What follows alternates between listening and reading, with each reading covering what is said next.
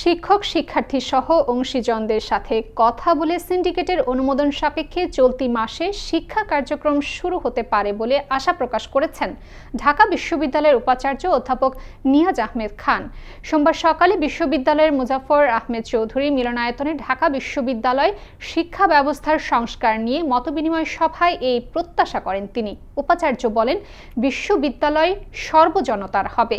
উপাচার্যের অফিস কেন্দ্রিক কোনো একক আধিপত্য যেন গড়ে না ওঠে, সেভাবেই কাজ করবে প্রশাসন।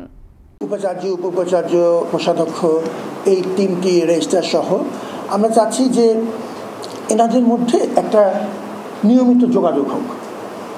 উপাচার্য যেন এককভাবে সিদ্ধান্ত নিতে না পারেন বা উপ-উপাচার্য যেন কোনো এক পেশে না হয়ে যান। সবার সাথে কথা বলে এখন একটা পর্যায়ে আমরা এসেছি যে হয়তো এ মাসের শেষের দিকে কিংবা একটু আগেই আমরা সিন্ডিকেটের অনুমোদন সাপেক্ষে আশা করছি যে আমরা শিক্ষা কার্যক্রম শুরু করব।